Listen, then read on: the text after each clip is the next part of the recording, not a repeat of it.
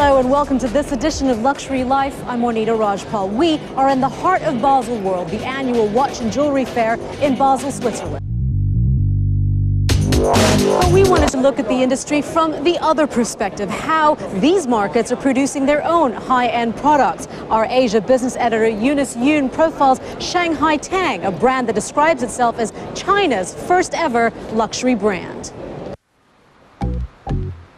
The beauty of Basel World is that we get to meet the people behind some of the biggest names in the luxury goods industry. Iconic Italian brand Salvatore Ferragamo has a considerable presence in the Asia-Pacific region. But we caught up with the brand's CEO to talk about his business strategy and to find out how truly global the Salvatore Ferragamo brand really is.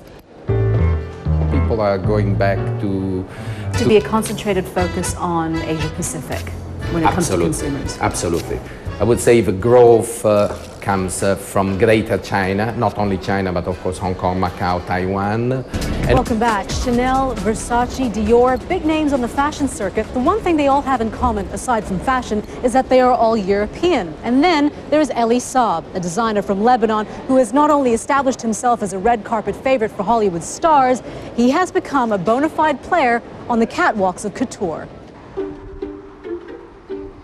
I have little bit difficult time to be accepted, but now I'm so happy and I feel this is my place. From a brand that began 30 years ago to one that is celebrating 150 years of craftsmanship, TAG Heuer, like other Swiss watch companies, have seen a concentrated growth in the emerging markets. Well, we sat down with the CEO to talk about brand positioning and performance. Now the good news is that America is coming back. The fact that Asia, though, is really buying aggressively now, and you're seeing that in your books, does that change the way you strategize your business at this point? Well, I mean, Asia was, even before the crisis, I mean... Here's a bit of history for you. The House of Boucheron dates back to 1858. In 1928, a Maharaja from India, armed with gems and diamonds, enlisted the help of Frederick Boucheron to create a collection. It is considered the largest order ever placed to date. Well, we caught up with the current CEO of Boucheron to talk about the brand's global reach. Cater to their tastes. Or do you? Do we? It's a huge adventure. And I think that it really does come from the pieces. Like every piece is designed as part of as a part of a story. Yeah. Right. So that it's not just like, it's not jewelry that's following a trend. It's instead of words. You know, a writer uses words.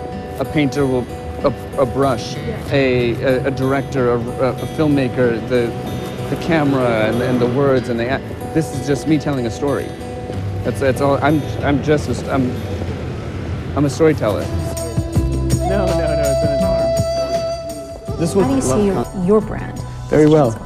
I think the work is speaking to a different generation. You're a Sikh American. Yeah.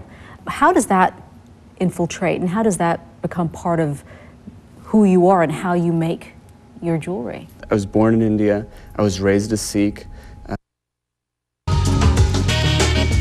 And that is it for this edition of Luxury Life from Basel, Switzerland. I'm Juanita Rajpal. Thank you for watching.